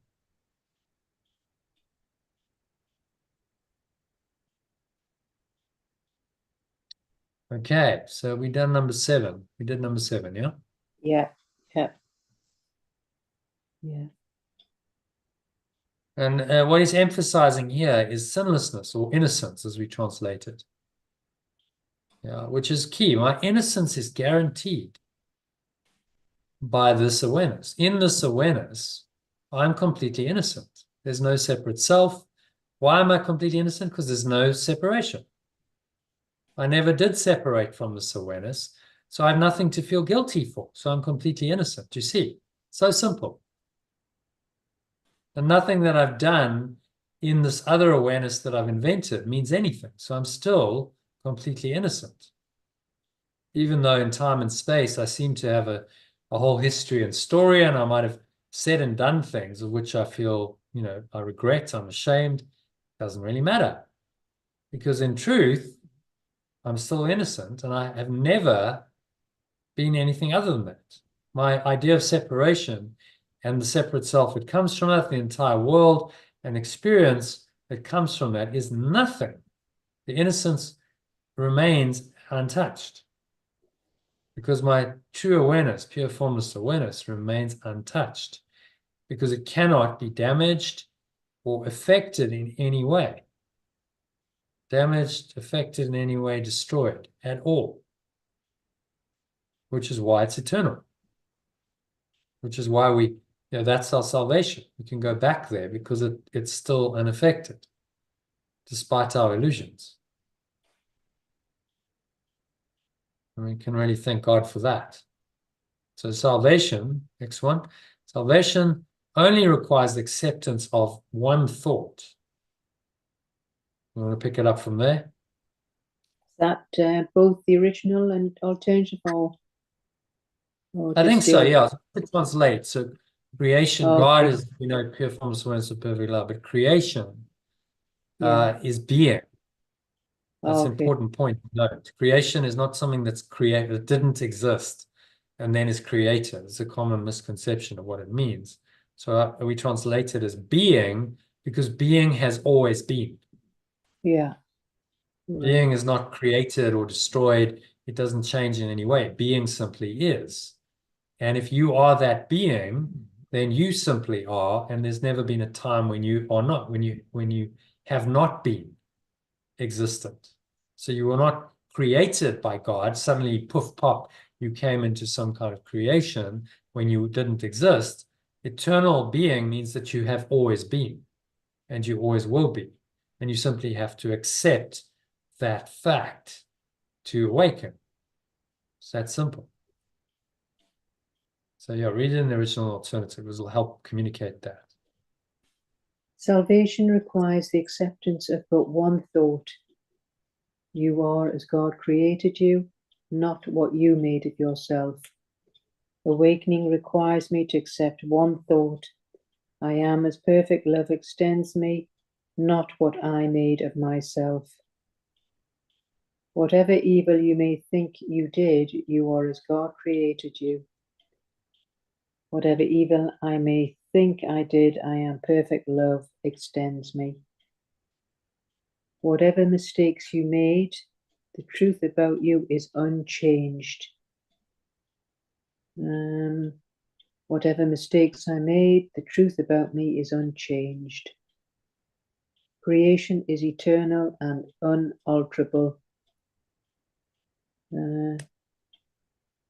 Being is eternal and unchangeable.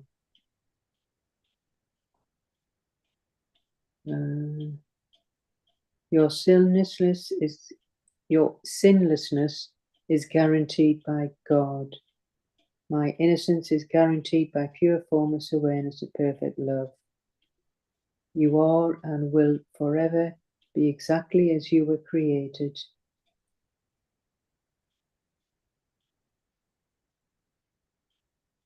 I am and will forever be exactly as I am extended. Light and joy and peace abide in you because God put them there. Pure formless awareness, joy, and what peace are in me because perfect love put them there.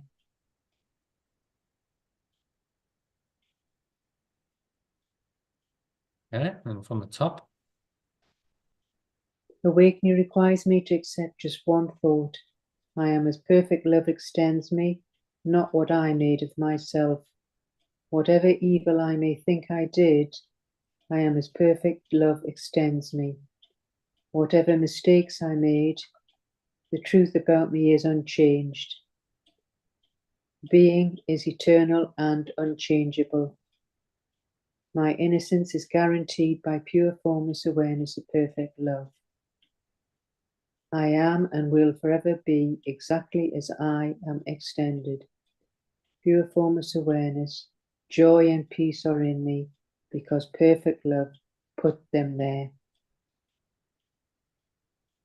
It's just saying this awakening just requires us to just have one thought. So it's but only as perfect love extends us, not what we've made of ourselves. So whatever evil we thought we've done, perfect love extends us. So, but whatever mistakes we think we've made, The truth about us is unchanged because it's eternal and unchangeable. So in other words, our innocence is guaranteed by this pure formless awareness of perfect love. Mm. So we have this joy and peace in us because this perfect love put them there.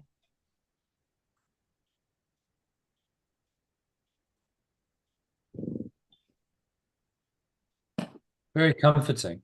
Like it's okay. Everything's okay because the truth is still true. Your true awareness is still there. It's just waiting for you to reclaim it. The only thing that's missing is your willingness to say, okay, I am this awareness. I am that I am, and nothing else.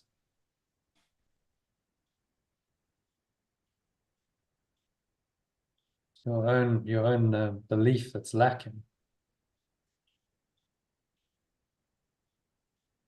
And these lessons are just designed to correct your false belief in another self by being very, very explicit. I mean, you can't say Yeshua's beating about the bush in these lessons, can you? He's being very, very clear and explicit.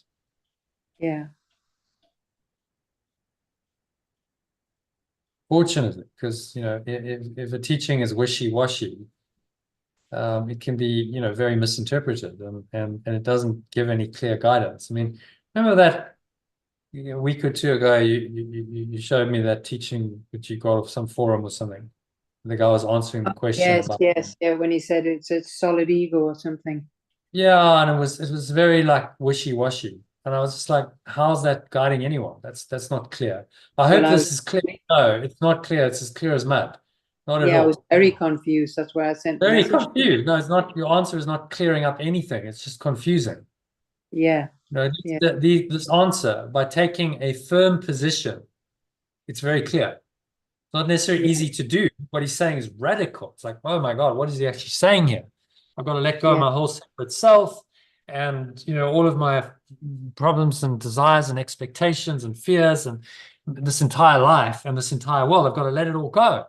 And I won't be here anymore. When I go into this pure formless awareness of perfect love state, I won't even be aware of the world anymore. The entire world will disappear. Yeah, that's what he's saying. mm, Okay, that's the only thing that's going to save you completely. As long as this world seems to exist and you seem to be a separate self, you will be dealing with all of the negatives of it. Pain, suffering, sickness, aging, death, and on it goes. All the traumas and the dramas of this world, and then you have to deal with it. And then that becomes real to you.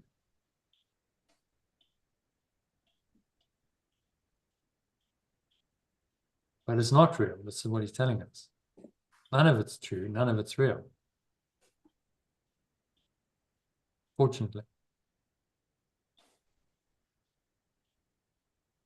Okay, so that brings us to the practice period. So I want to do a meditation. Looking at the time, 8:45. Do you want to carry on after this and do some text or yeah. call I might it do till another tomorrow actually. Yeah, because I'd like to do the meditation. and then just end it there? Yes, yeah, yeah. Yeah, okay. So let's do that. There is a whole, I think we did 3 hours. It's a 15 paragraph section. There's some recordings that I'll post on the Okay, text. If yes, you want to listen that to that, you can would be listen to that helpful. because it was if we Important. carry on and do the whole text, we're going to be here till 11 o'clock. So Yeah, yeah, yeah, yeah. and John's not here to help us, so he's on holiday. Yeah, it's always better if we have John. Yes. Oh. All right. So let's do Yeah. the meditation. We have some Yeah. rain sounds to go with it. Just started raining here. So maybe you can hear that in the background. Oh, that would be nice. call it green Yeah. noise, don't they? Nature. Yeah. I don't know if you can you hear it on the mic? Not really, no. Really? No, it doesn't pick it up that well. No. It's like background noise. Okay, so let's do this Okay. then. So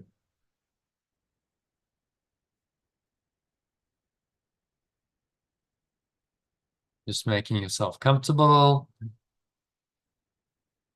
sitting with your feet shoulder width apart, your back straight,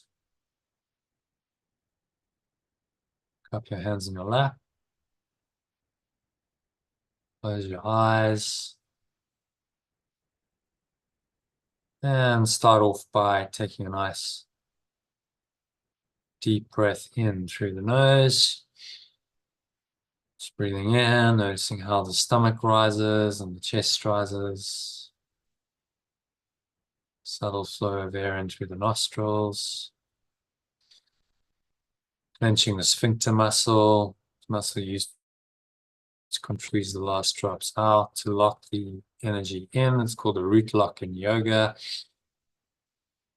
And breathe in and feel like this energy pumping up the spine as you squeeze the root lock. Feel the energy rising up into your heart center. Put one hand on your heart. Connect with your heart space. And draw it all the way up into the crown of your head. Pausing there at the top of the inhale. And remind yourself of the simple truth that this lesson is teaching us, that light or pure formless awareness and joy and peace abide in me. Pure formless awareness, joy and peace are in me. Say that to yourself as an affirmation of the truth. And breathe them in. Imagine you breathing in this light.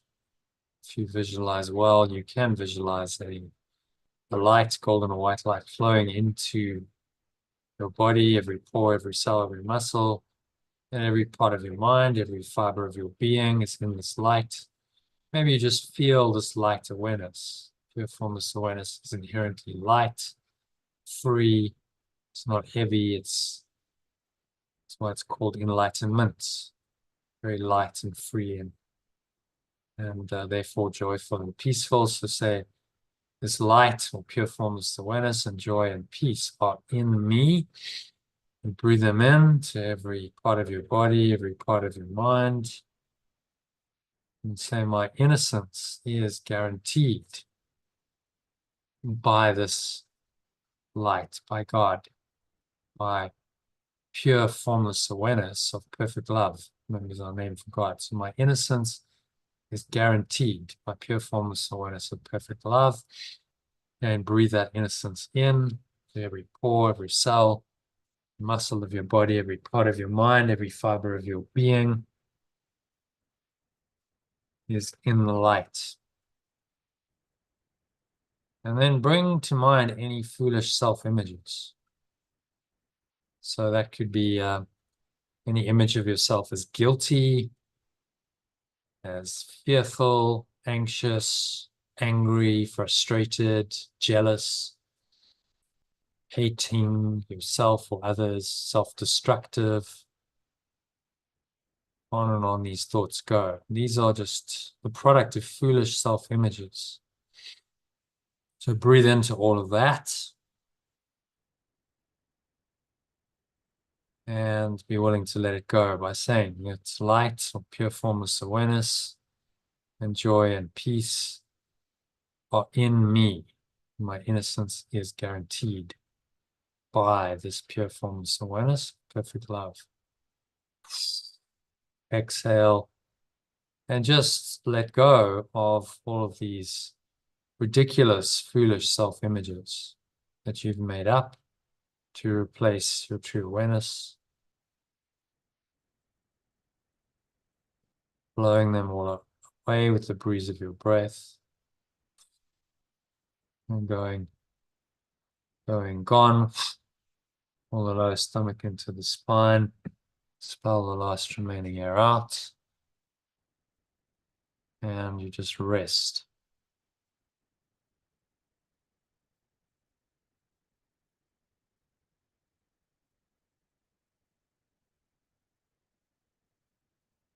In the light, the pure formless awareness and the joy and the peace that arise. Mind yourself, say these as affirmations. I am what God created, or what I made. So I am what pure formless awareness of perfect love extends, or what I made. And exhale the truth of that. Breathing in again. One self is true, or capital self is true, and the other is not there. And say that one self is true, the other is not there.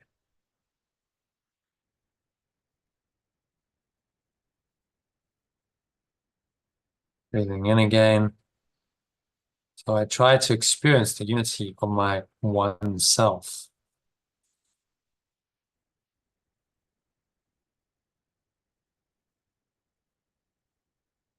You can experience this unity of your one self. You are not a split self. You're not two entities, two beings wrestling for control in the same mind and body. You are one self, the same self, and there is no contradiction to that self. So say, I appreciate it's the self's pure formless awareness and the love from which it was extended. Love from which it extends. Let's make it present tense, because if this is eternal, there is no time. It's no past tense. It extends now. Say, I will not interfere with the self, which pure formless awareness of perfect love extends as me by hiding its magnificence behind the tiny beliefs in evil and sinfulness I have made to replace it. It will not interfere with the self. Pure formless awareness of perfect love extends as me by hiding its magnificence behind the tiny beliefs in evil and sinfulness that I have made to replace it.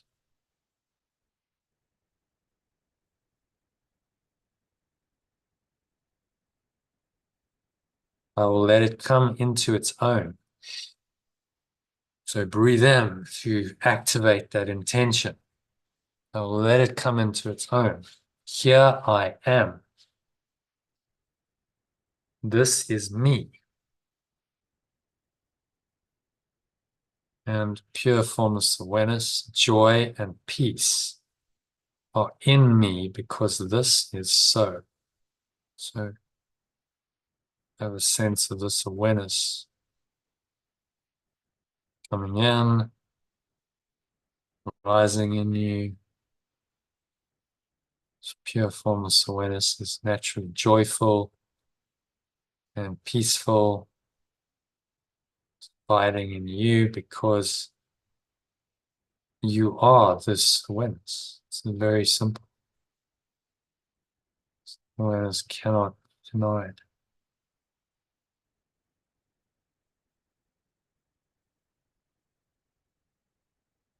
So experience the pure formless awareness, the light.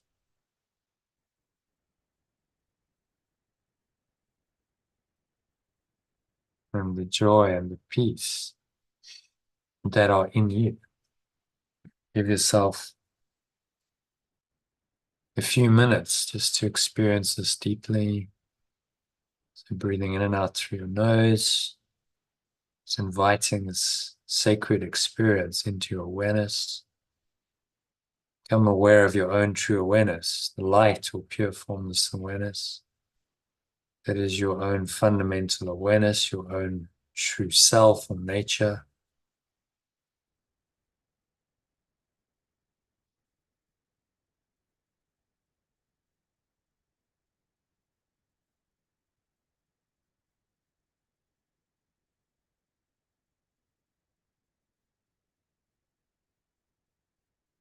Nowhere else to go, nothing else to do, nothing else to think about.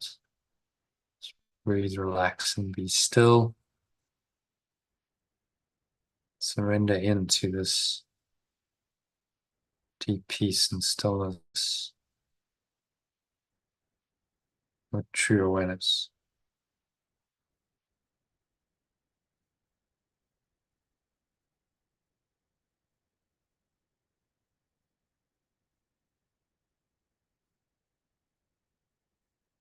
And rest in God, rest in this true awareness.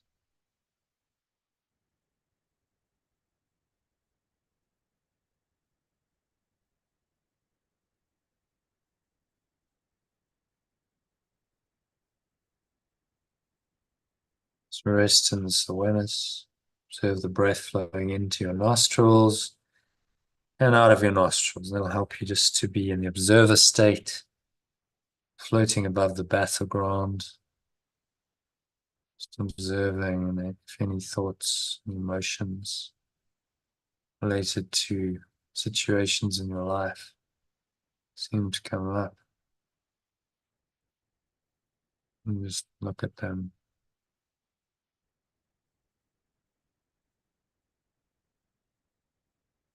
Observe them from very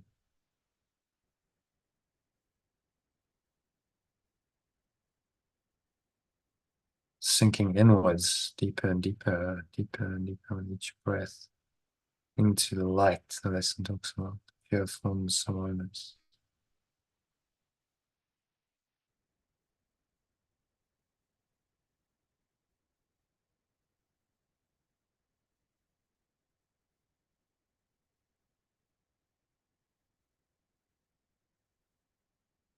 And you feel an opening in your mind and your heart. Just allow that. When it is opening, just allow it to open like a flower blooming to the light. The break of day, that's what happens. The light stimulates the flowers to open and bloom.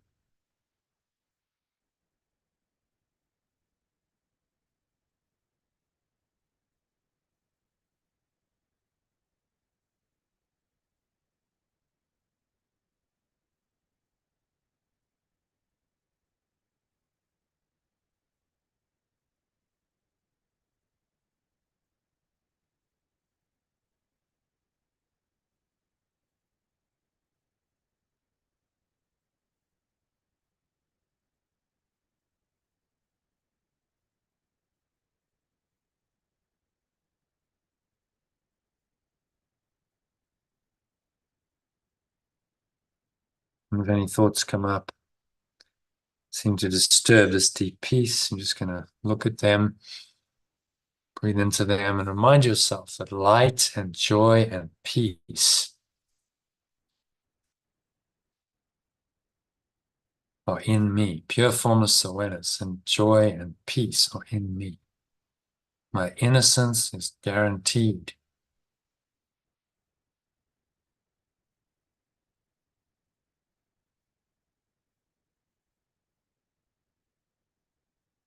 By God, by pure formless awareness and perfect love.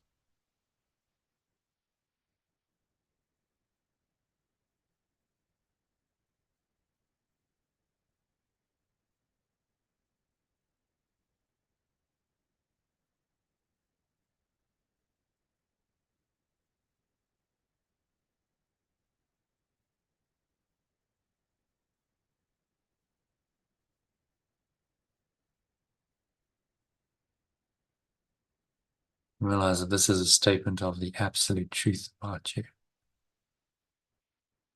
Pure formless awareness and joy and peace are in you.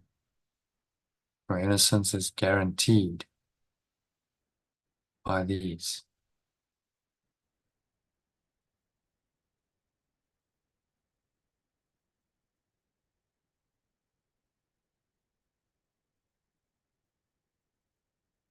And rest in this deeply peaceful, innocent state. No words are needed, just quiet, peaceful, aware silence for the next couple of minutes. Deep silence.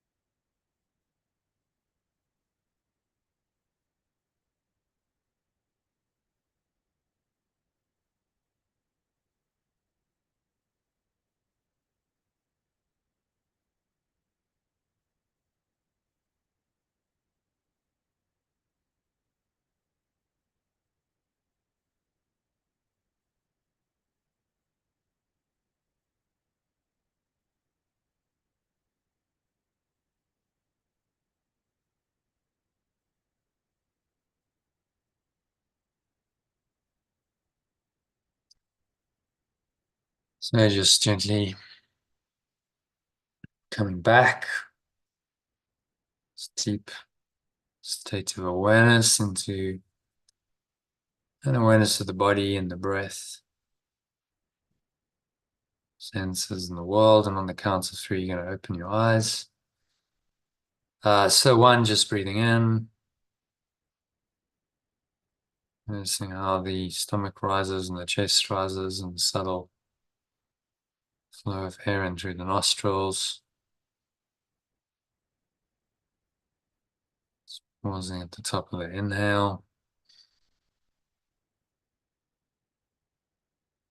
Smile, scan your mind, remind yourself that light or pure formless awareness and joy and peace are in me. And my innocence is guaranteed by this awareness, pure formless awareness of perfect love. So it is. And we exhale. I count at 2. Blowing any resistance to this idea, any negative thoughts away with the breeze of your breath.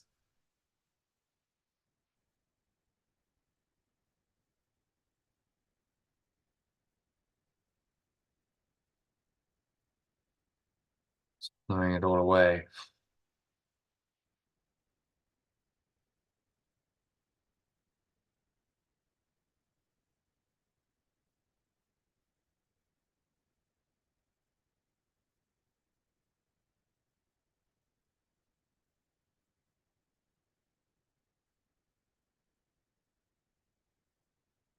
Notice at the bottom of the exhale how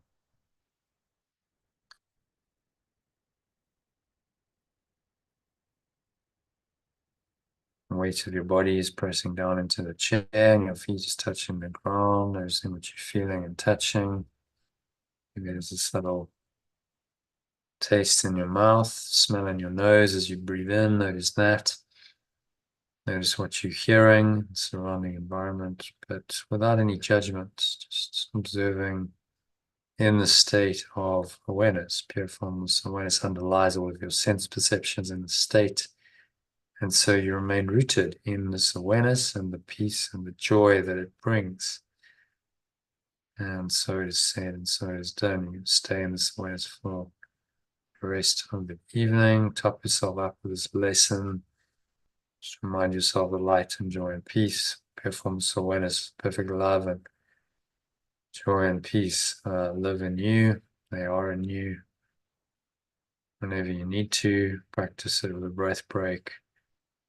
Short breath break, 2 minutes, 6 minutes, depending on which time you have, and that will keep you rooted in the light and peace and joy by your true nature. And so it is said, so it is done. Now, count to 3, open your eyes and just take a minute to look around, just observing various objects in the room in the state of awareness. There's no judgment of anything. Notice how peaceful this awareness really is.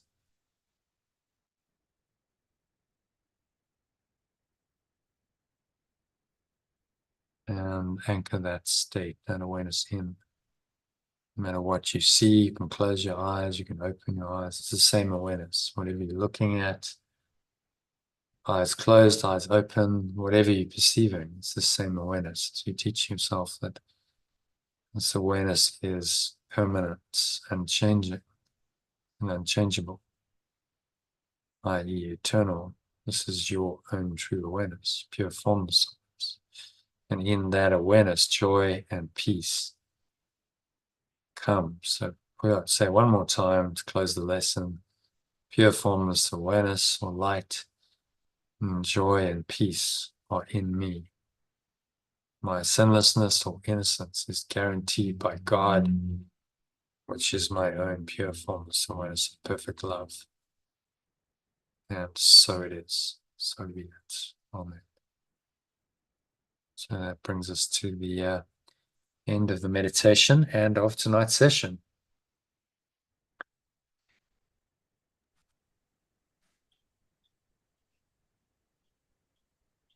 So thank you, Elaine. Yeah, thank you. Yeah, that was very, very good. Yeah, good session. As Yes, always, good stuff. as always. So, yeah. You can listen to the text, some recordings Yeah, I'll post group from last yeah, year. yeah, I'll listen to that. And I'll see you again. Do you want to do tomorrow or skip that and do Thursday? Yeah, do Thursday. Yeah, okay. Thursday afternoon. Does that work for you? I'm not sure at the moment because I've got lots of running around, so I'm not sure. Could I wait a moment because I'm not 100% sure on Thursday. Yeah, okay. Should be okay. Maybe 2 o'clock so I can get most of the stuff done. Yeah, So yeah, if that's okay with you, your yeah. schedule. Yeah, Thursday 2 should be fine. I can go till about 4:30 or 5. So, Yep, yep. Okay, doke. all right, see you then. See you then. Thanks, Jono. Right. Namaste. Namaste. Bye. All right, so thank you to Elaine for joining the session. Great session as always. So if you liked, if you enjoyed the session, you can do a couple of things to get more involved. First of all, subscribe to the channel, and I'll notify you, YouTube will notify you whenever we go live, which is 5 or 6 days a week. So you get access to these videos in your device immediately. You can also go to lifebuild.com. That's lifebuild.com. URL's below, and you can see that on the screen. It's just lifebuild as it's spelt in the background.com. And you can sign up to receive a Telegram message every day in which I send you the daily quote that I shared up front, some teachings around that, and the daily lesson